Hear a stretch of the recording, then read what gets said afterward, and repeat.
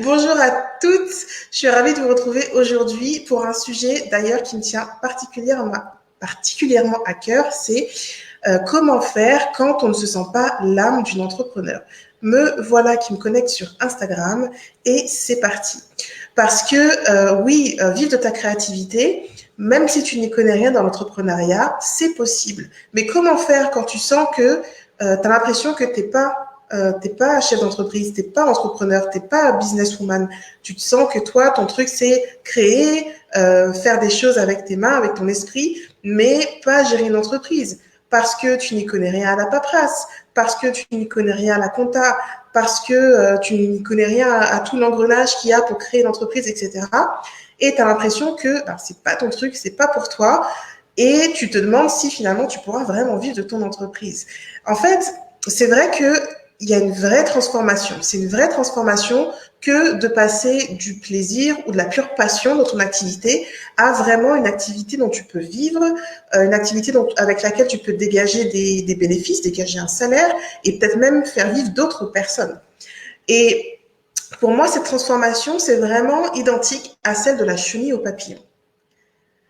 Quand tu es un papillon, enfin quand tu vois le papillon qui est clos, tu vois qu'il déploie ses ailes. Il peut montrer toutes ses couleurs au monde. Il va là où il souhaite, il explore les horizons, il se bat de fleur en fleur, il se délecte du nectar des fleurs, etc. Il participe à la pollinisation en passant de fleur en fleur comme ça. Et vraiment, c'est ce que tu peux vivre, cette liberté, ce bien-être quand tu es entrepreneur. Quand tu fais vraiment corps avec ce rôle de chef d'entreprise ou d'entrepreneur. Oser déployer tes ailes comme le papillon, c'est-à-dire être toi-même, oser aller faire des choses, oser cette liberté, montrer ta créativité, montrer tes couleurs, montrer qui tu es vraiment, montrer ce que tu aimes faire au monde, à ton écosystème. Et puis, choisir aussi où tu veux aller, quelle fleur tu veux butiner, quelle orientation tu veux donner à ton entreprise. Tout ça, tu peux le vivre quand tu es dans cette phase, on va dire, de papillon. Mais avant la phase de papillon, tu as la phase de chenille. Et ouais, la phase de chenille, elle fait un peu moins rêver, il faut le dire, parce que, ben oui, une chenille, ben c'est monochrome. Ou ça, voilà, c'est monochrome. C'est monochrome, la chenille, elle se fond dans son environnement, là, c'est tout vert. Quand elle est sur une feuille, on voit pas de différence, tu vois, elle se démarque pas. Elle est sur sa feuille, on fait quasiment pas attention si on vient pas vraiment chercher la chenille en particulier. La chenille, elle prend du temps à avancer. D'abord, elle avance sa tête, et puis ensuite, elle avance son corps. Mais elle prend du temps à avancer. Et quand elle est en danger, qu'est-ce qu'elle fait, la chenille? Bah, quand elle est en danger, elle se fige. Elle se fige, tout simplement. Et son objectif à la chenille, c'est de se nourrir pour se reproduire, pas plus, pas moins. Elle n'est pas dans une recherche de goût particulier des feuilles, etc. Non, elle est juste sur une feuille, elle mange parce qu'elle a besoin de se nourrir pour se reproduire, c'est tout. Elle est vraiment tournée sur elle, concentrée sur sa nourriture, sa reproduction, et c'est tout. Elle va pas chercher plus loin. Et cette phase-là de chenille, c'est la phase que tu vis avant justement d'être pleinement dans ton rôle d'entrepreneur. Est-ce que c'est la phase dans laquelle tu es aujourd'hui? Mets-le-moi en commentaire si c'est le cas. La chenille, cette phase de chenille, c'est la phase où on ne te voit pas en fait. On ne te voit pas, tu ne te démarques pas parce que tu es fondu dans la masse. Donc tu fais des choses, mais c'est pas su, c'est pas connu, c'est pas vu, on ne te voit pas. Tu prends aussi du temps à avancer. Tout comme la chenille avance avec sa tête et ensuite son corps arrive, tu prends du temps à avancer parce que tu es beaucoup avec ta tête, justement. Tu réfléchis énormément. Alors attention, hein, il faut réfléchir avant d'agir. Hein, je suis totalement d'accord avec ça.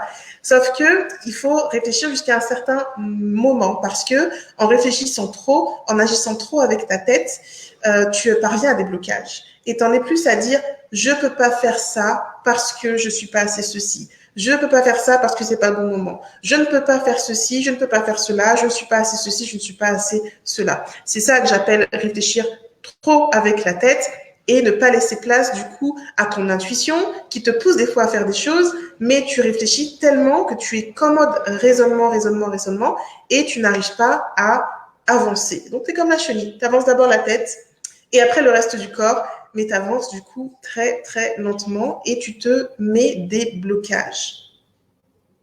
Et quand quelque chose te fait peur ou quand tu n'arrives pas à faire quelque chose, et ben tout comme la chenille, tu te figes. Tu bouges plus. Il n'y a plus d'action. Tu es bloqué. Et ça provoque un repli sur toi. Du coup, tu n'es pas ouverte aux opportunités. Du coup, tu es replié et concentré uniquement sur tes blocages et non pas sur les choses que tu pourrais faire, les opportunités qui se présentent à toi et les expériences que tu peux vivre en sortant justement de cette phase de chenille. Et en fait, pour sortir de cette phase, ça se joue vraiment dans ta tête. Il n'y a que toi qui peux faire ce changement de phase, passer de la chenille au papillon. Tant que tu vas réfléchir en termes de barrières, tu seras dans ta phase chenille. Tant que tu te diras, je ne peux pas faire ça parce que j'ai pas assez d'expérience, phase chenille. Je ne peux pas faire ça parce que j'ai pas de diplôme, alors qu'il n'y a pas forcément de diplôme légalement pour exercer, tu es dans la phase chenille. Je ne peux pas faire ça parce que je suis pas assez ceci ou je suis trop cela, etc. Dès que tu es en mode en recherche d'excuses, c'est que tu es dans cette phase chenille. Tant que tu cherches des excuses et non pas des solutions, c'est même pas que tu cherches, tu les trouves. Tant que tu trouves des excuses pour ne pas faire et non pas des solutions, tu es dans la phase chenille. Parce qu'on est très forte pour trouver des excuses. On est très, très, très forte. D'autant que on est aussi entraîné parce que notre esprit, il est habitué à ça. On est habitué à se trouver des excuses. Faut que je fasse ça. Ah ouais, mais bon, si je le fais, je peux pas le faire parce qu'il y a ci, je peux pas le faire parce qu'il y a ça. Si je le fais, il va se passer ci. Si je le fais, il va se passer ça. Et ton esprit, il enregistre ça. Et la fois d'après, quand tu auras une action à mettre en place, ton esprit va dire, bah non, tu sais bien que tu peux pas, puisque regarde, il y avait ça, ça, ça, ça l'autre fois. Donc ça, en fait, tu entraînes ton esprit à passer directement en mode excuse et non pas en mode solution. Et tant que tu ne recherches pas de solution, bah, tu ne peux pas avancer, tu ne peux pas déployer tes ailes tel le papillon. Et au contraire, c'est bien ce qu'on veut. Quand on est entrepreneur, c'est parce qu'on aspire à une certaine liberté, c'est qu'on aspire aussi à vivre de notre activité. Et être entrepreneur, c'est pas juste signer les papiers, avoir ton numéro d'immatriculation et avoir ton premier client. C'est plus que ça et ça se passe vraiment dans la tête. Quand tu veux pouvoir vivre de ta passion, de ta créativité, de tes créations, tu veux prendre plaisir dans ce que tu fais, tu veux profiter du travail de tes mains tout simplement, profiter du travail de ton esprit, profiter de tout ça et participer à quelque chose de plus grand que toi. Parce que toutes les femmes créatives que je rencontre, généralement, c'est des femmes qui veulent partager. Elles veulent pas créer pour garder pour elles, elles veulent créer pour partager, être au service des autres, être au service de tes clients, apporter quelque chose à ton écosystème, à toi. Donc, tout ça, pour le faire, ça requiert un véritable, je cherche un mot en français, j'allais dire shift, mais un véritable changement d'état d'esprit, une véritable progression dans ton état d'esprit. Et ça, il n'y a que toi qui peux le travailler. Ton état d'esprit et ta confiance en toi. Et ça, comment tu peux faire? Il y a deux façons de faire, selon moi. La première, c'est par l'action. Parce que plus tu vas agir, plus tu vas faire les choses, plus tu vas avancer, même si ce sont des petits pas. Et justement, surtout si ce sont des petits pas, parce que c'est plus facile de réussir et donc du coup d'apprécier le travail que tu fais et de te donner un élan.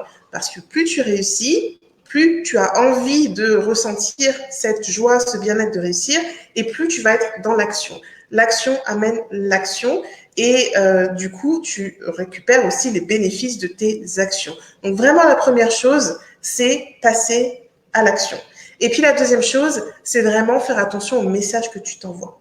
Attention à ce que tu te dis, car tu te fais du mal, même sans t'en rendre compte. Des petits messages là, subliminaux, l'air de rien, quand tu dis « Ah, mais je suis trop nulle. Ah, mais j'ai encore fait ça, c'est pas possible. Ah, je suis toujours en train de faire ça. Ah, je suis douée pour faire le truc négatif en question. » Voilà. Et ça, c'est tellement ancré, c'est quasiment inconscient, mais fais attention à ça. Essaye de repérer les moments où tu te dis ça et change la narration, change ce que tu te dis. Parle-toi vraiment comme tu parlerais à ta meilleure amie. Ça m'étonnerait que tu dises à ta meilleure amie, mais t'es trop nulle, toi, qu'est-ce que tu fais? À moins que ce soit pour rigoler, et encore, ça envoie quand même des messages négatifs. Donc, parle-toi comme tu parlerais vraiment à quelqu'un que tu chéris et que tu as envie de voir progresser. Envoie-toi des messages positifs et passe à l'action. Voilà les deux choses principales qui t'aideront à passer de cet état de chenille à l'état de papillon, qui t'aideront vraiment à prendre ta place de ton rôle de chef d'entreprise à part entière. Parce que oui, tu peux vivre de ta créativité et être entrepreneur et vivre de ton activité, même si tu n'y connais rien à tout ça, parce que à tout ce qui est paperasse, compta, etc. Parce que en réalité, ça se passe dans la tête.